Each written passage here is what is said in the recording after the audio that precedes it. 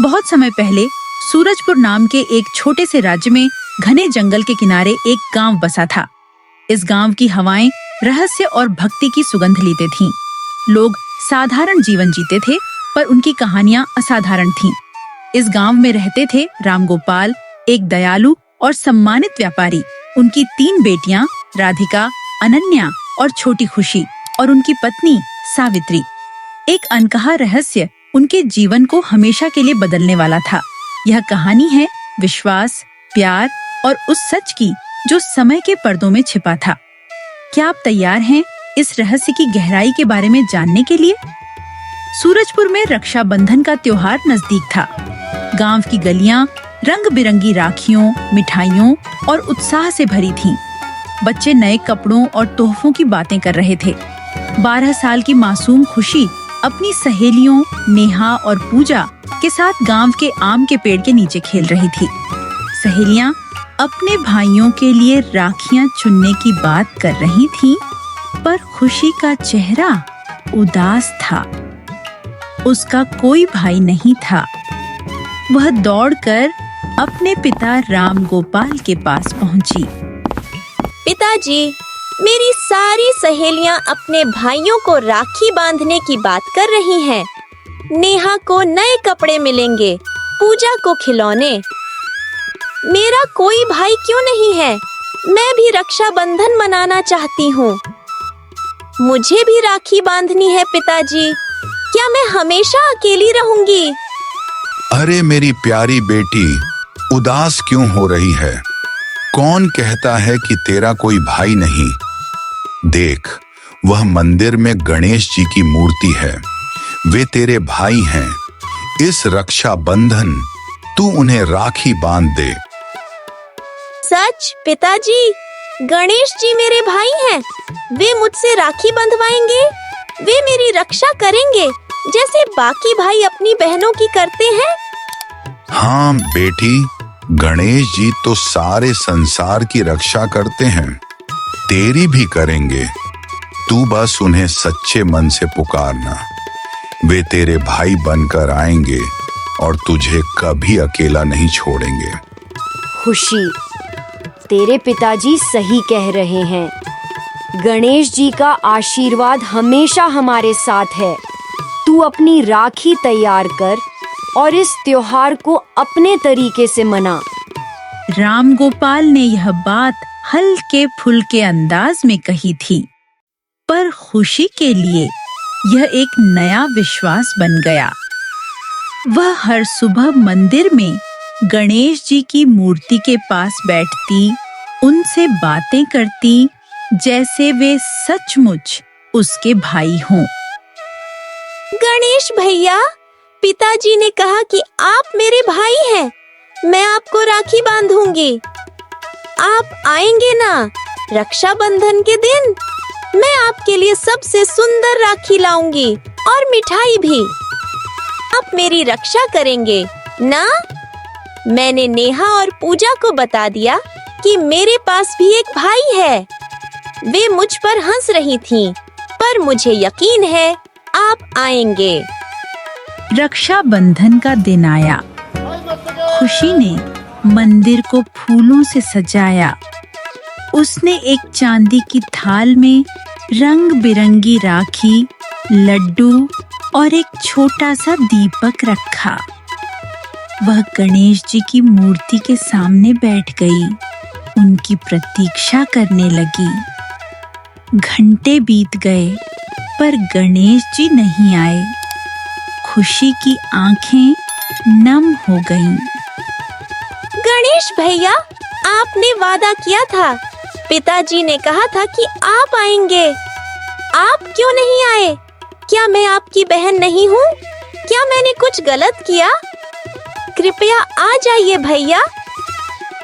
तभी मंदिर में एक हल्की सी रोशनी चमकी।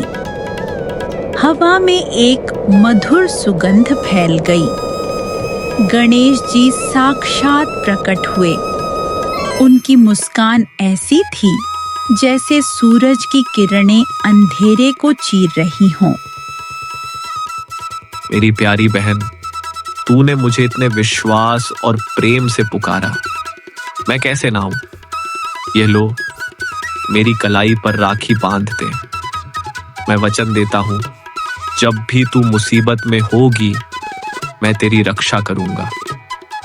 गणेश भैया, आप सचमुच आए। देखिए, मैंने आपके लिए सबसे सुंदर राखी चुनी है और ये लड्डू मैंने माँ के साथ मिलकर बनाए हैं। आपको पसंद आएंगे। भैया, आप हमेशा मेरे साथ रहेंगे ना? मेरी बहन, तेरा प्यार ही मेरे लिए सबसे बड़ी मिठाई है। मैं हमेशा तेरे साथ हूँ, चाहे तू मुझे देखे या ना देखे। अब राखी बांध दे और खुशी से यह त्योहार मना। खुशी ने गणेश जी को राखी बांधी, मिठाई खिलाई और उनकी आरती उतारी। उसका चेहरा खुशी से दमक रहा था। उसने यह बात अपने पिता और माँ को बताई। पिताजी, माँ और गणेश भैया आए थे।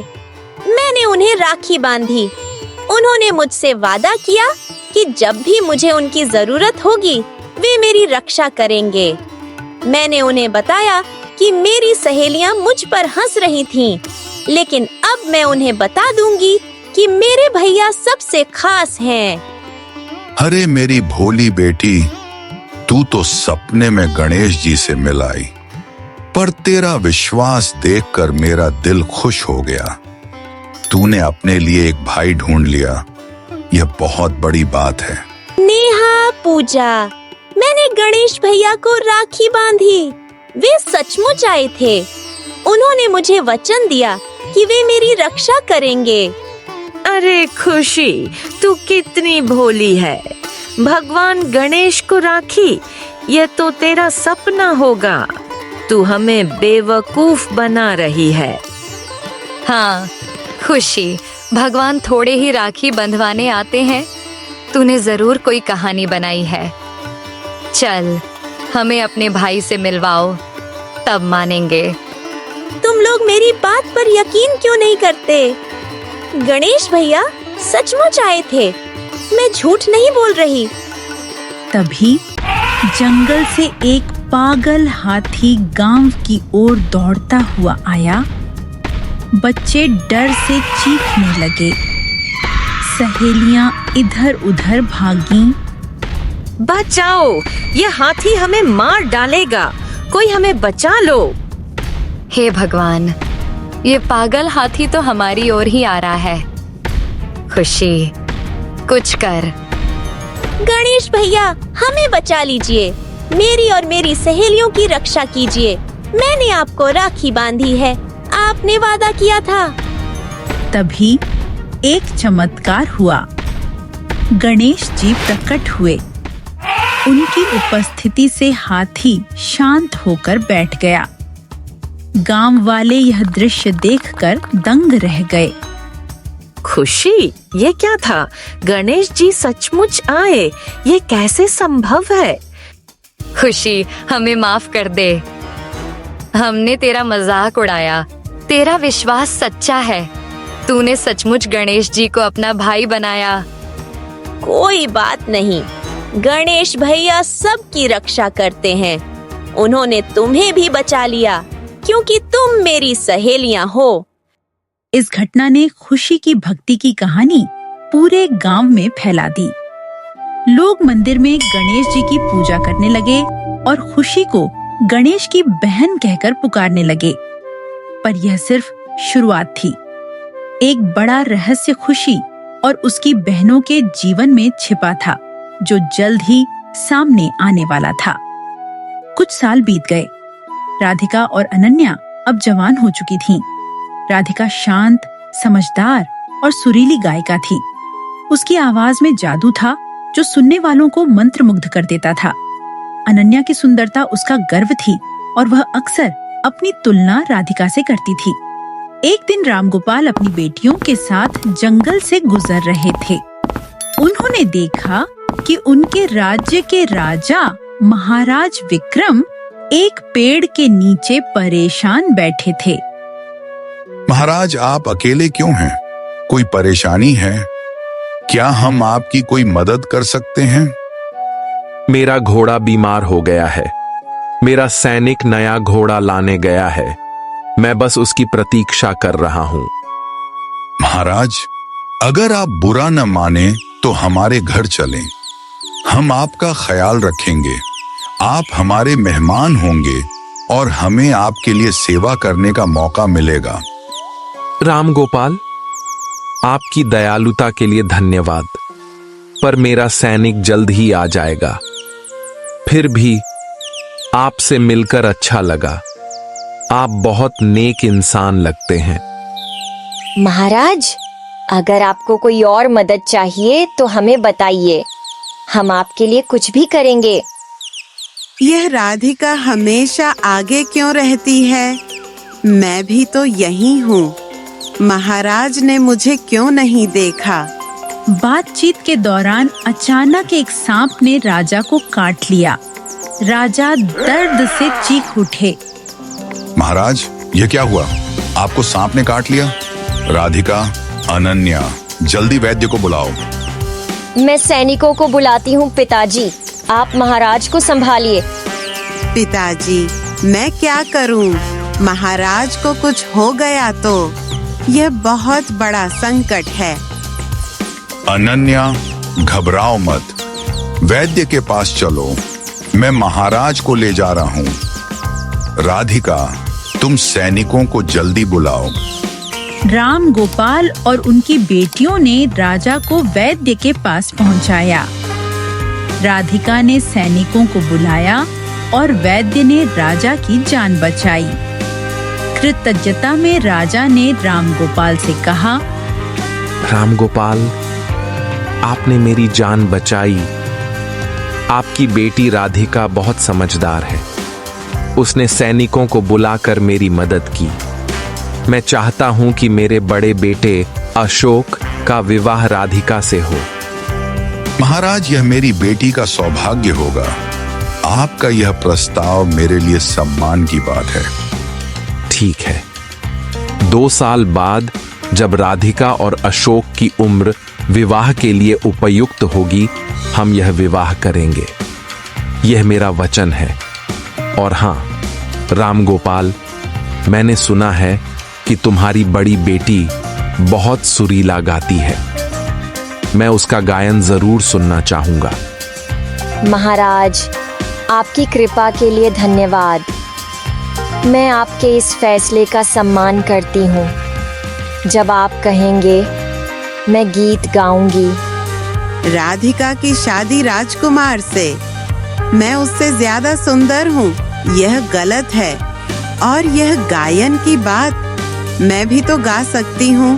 पिताजी ने मेरी तारीफ क्यों नहीं की? अनन्या की ईर्ष्या बढ़ती गई। उसे लगा कि वह राधिका से ज्यादा सुंदर और योग्य है, पर नियति को कुछ और मंजूर था। कुछ महीनों बाद राम गोपाल की एक अज्ञात बीमारी से मृत्यु हो गई।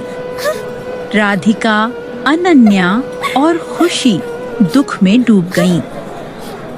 माँ, अब हम क्या करेंगे? पिताजी के बिना हमारा क्या होगा? हम अकेले कैसे जिएंगे? बेटी, हिम्मत रखो। तुम तीनों बहनें एक दूसरे का सहारा हो। मैं तुम्हें कभी अकेला नहीं छोड़ूंगी। तुम्हारे पिताजी का आशीर्वाद हमेशा हमारे साथ है।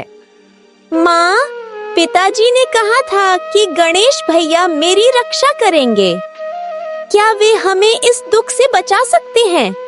मैं उन्हें पुकारूं? हाँ बेटी, तुम्हारा विश्वास तुम्हारी ताकत है। गणेश जी तुम्हारे साथ हैं। तुम उन्हें पुकारो, वे जरूर सुनेंगे। एक दिन राजा का सैनिक उनके घर आया। माताजी, महाराज ने आदेश दिया है कि राधिका और अशोक का विवाह जल्द से जल्द हो। इतनी जल्दी? अभी तो राम गोपाल को गए कुछ ही महीने हुए हैं। क्या यह सही समय है? माँ, यह राजा का वचन है। हमें इसे मानना चाहिए। पिताजी भी यही चाहते थे। यह क्या? राधिका की शादी राजकुमार से? मैं यह नहीं होने दूंगी। मैं उससे ज्यादा सुंदर हूँ। यह हक मेरा है। अनन्या की जलन अब हद पार कर रही थी। जब राधिका और अनन्या महल की ओर जा रही थीं, रास्ते में एक तालाब के पास रुकी। अनन्या ने मौका देखकर राधिका को धक्का दे दिया। अनन्या, यह तुमने क्या किया? मैं तुम्हारी बहन हूँ, तुझे क्या चाहिए? तू हमेशा सब कुछ ले लेती है राधिका। यह मेरा हक है। राजकुमार मेरा होना चाहिए। मैं तुमसे ज्यादा सुंदर हूँ और मैं यह शादी हासिल करूंगी। अनन्या, तू गलत कर रही है। मैंने तुझे हमेशा प्यार दिया। तू अभी भी वापस आ सकती है। राधिका पानी में बह गई। अनन्या ने उसका स्थान ले लिया और महल पहुंच गई। वहां सभी ने उसे राधिका समझकर स्वागत किया।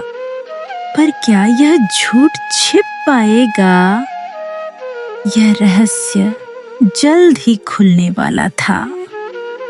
तालाब में डूबती राधिका को कुछ गांव वासियों ने देख लिया। उन्होंने उसे बचा लिया।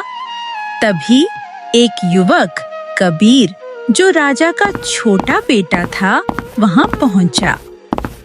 यह लड़की कौन है? इसे क्या हुआ? कोई मुझे बताए। हमें यह तालाब में डूबती मिली। हमने इसे बचा लिया। शायद कोई हादसा हुआ है।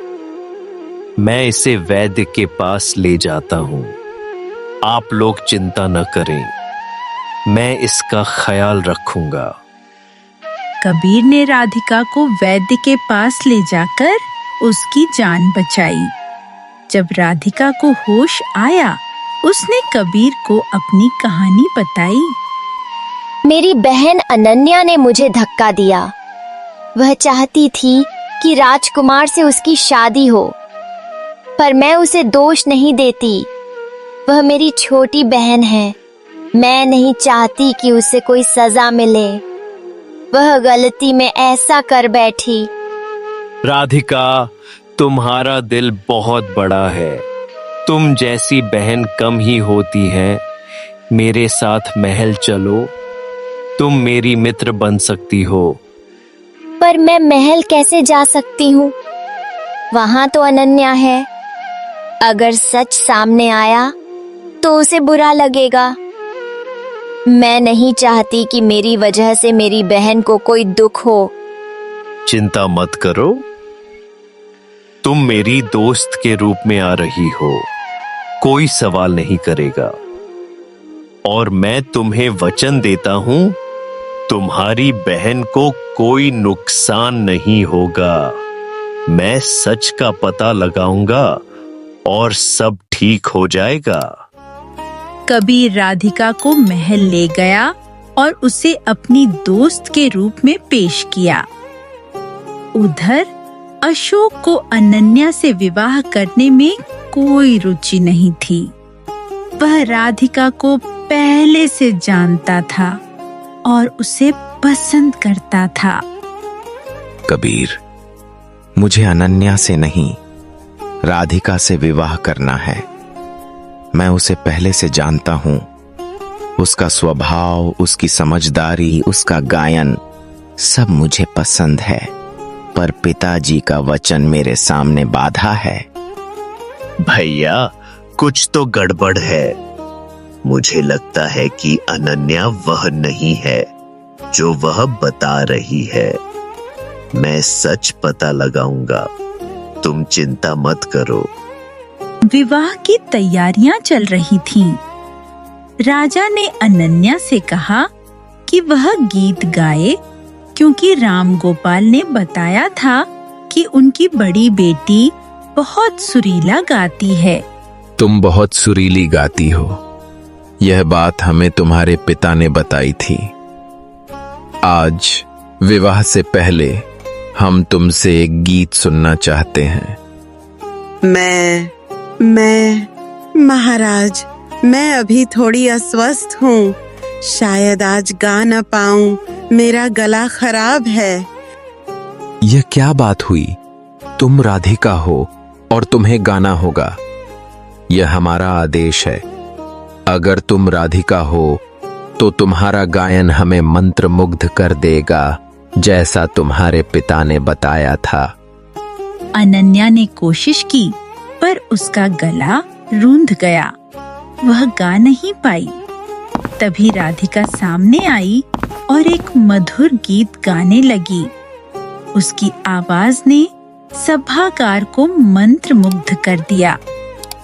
महाराज, मैं राधिका हूँ। अनन्या मेरी छोटी बहन है। उसने जलन में मुझे तालाब में धक्का दिया। दीदी, मुझे माफ कर दो। मैंने गलती की। मुझे लगा कि मैं तुमसे ज्यादा सुंदर हूँ और राजकुमार से मेरी शादी होनी चाहिए। मैंने तुम्हें खोना चाहा, पर अब मुझे अपनी गलती का एहसास हो गया है। यह क्या धोखा है? अनन्या, तुमने हमारे साथ झूठ बोला। हम तुम्हें सजा दे सकते हैं। महाराज, कृपया उसे माफ कर दीजिए। उसने अनजाने में यह गलती की। वह मेरी बहन है और मैं नहीं चाहती कि उसे कोई दुख हो। राजा ने राधिका की नेक दिली देखकर अनन्या को माफ कर दिया। राधिका और अशोक का विवाह तय हो गया। पर कहानी में अभी एक और रहस्य बाकी था। कुछ महीने बाद खुशी, जो अब भी गणेश जी को अपना भाई मानती थी, एक दिन जंगल में खेल रही थी। वहां उसे एक बांस का टुकड़ा मिला। उसने उस बांस से एक बांसुरी बनाई। जब उसने बांसुरी बजाई तो उसमें से एक मधुर पर दुख भरी आवाज निकली। मत बजा खुशी, यह मेरे हत्यारे की बांसुरी है। यह क्या था? यह आवाज कहाँ से आई? यह बांसुरी तो कोई साधारण बांसुरी नहीं है।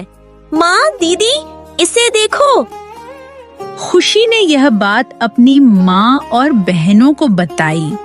राधिका और अनन्या, जो अब महल में थीं, गांव आईं। यह आवाज मेरी जैसी है, पर मैं तो जीवित हूँ।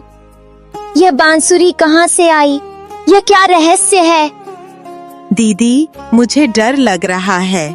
क्या यह कोई आत्मा है? क्या इस बांसुरी में कोई जादू है? यह कोई साधारण बात नहीं है। हमें इस बांसुरी के पीछे का सच पता करना होगा। खुशी, तूने इसे कहाँ से पाया?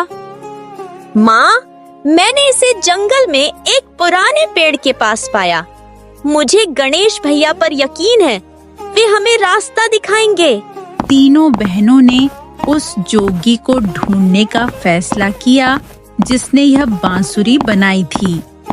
जोगी मिला और उसने बताया कि उसने बांसुरी जंगल में एक पेड़ के पास से बनाई थी। हाँ, उस बांसुरी से हमेशा एक लड़की की आवाज आती है। वह अपने हथियारों को कोसती है। मैंने कई गांवों में इसे बजाया, पर हर बार यही आवाज आती है। लोग इसे सुनकर डर जाते हैं, पर मुझे नहीं पता कि यह क्या रहस्य है। यह कोई सामान्य बांसुरी नहीं है। इसमें कोई आत्मा बंधी हो सकती है। हमें उस जगह जाना होगा जहां यह बांस मिला था। बहनें और कबीर उस जगह पहुंचे। वहां एक पुराना गड्ढा दिखा। जंगल में एक अजीब सी शांति थी और हवा में एक मधुर संगीत गूंज रहा था। खुशी ने गणेश जी को पुकारा था। गणेश भैया, इस रहस्य को सुलझाने में हमारी मदद करें। हमें बताएं कि इस बांसुरी में क्या छिपा है। गणेश जी प्रकट हुए। उनकी उपस्थिति से जंगल में एक शांति छा गई।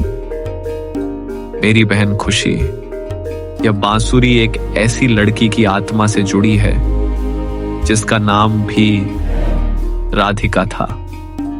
उसे उसके भाइयों ने स्वाद के लालच में मार दिया था। उसकी आत्मा इस बांसुरी में कैद हो गई, पर अब समय आ गया है कि उसे मुक्ति मिले। एक और राधिका, ये कैसे संभव है? ये क्या रहस्य है गणेश जी? ये संयोग नहीं, नियति है। तुम्हारी नेक दिली ने इस आत्मा को बुलाया। तुम्हारा नाम और उसका नाम एक होने से यह बांसुरी तुम तक पहुंची। अब मैं इसे मुक्त करूंगा। गणेश जी ने बांसुरी को तोड़ा।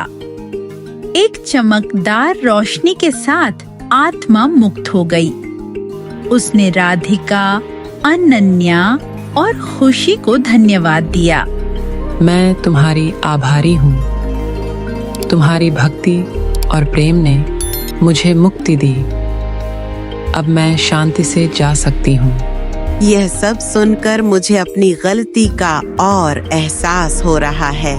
मैंने भी अपनी दीदी को नुकसान पहुंचाने की कोशिश की थी, पर अब मैं समझ गई हूँ कि प्यार और विश्वास ही सबसे बड़ी ताकत है। इस घटना ने तीनों बहनों को और करीब ला दिया। राधिका और अशोक का विवाह धूमधाम से हुआ। अनन्या, जिसे अपनी गलती का एहसास हो चुका था, कबीर से प्यार करने लगी। कबीर, मैंने बहुत बड़ी गलती की थी, पर तुमने और राधिका ने मुझे माफ कर दिया। क्या तुम मुझसे विवाह करोगे? मैं वादा करती हूँ कि मैं अब कभी जलन या धोखे की राह पर नहीं चलूंगी। अनन्या, तुमने अपनी गलती स्वीकारी। यह बहुत बड़ी बात है। हाँ, मैं तुमसे विवाह करूंगा। हम एक नई शुरुआत करेंगे। राजा ने अनन्या और कबीर का विवाह भी करवा दिया। खुशी ने हर रक्षाबंधन गणेश जी को राखी बांधी। गांव वाले उसकी भक्ति की कहानियां सुनाने। सूरजपुर की यह कहानी सिखाती है कि सच्चाई और प्रेम हर रहस्य को हल कर सकते हैं। विश्वास और पश्चाताप हर गलती को माफ कर सकते हैं। स्टोरी अच्छी लगी हो तो प्लीज लाइक एंड सब्सक्राइब।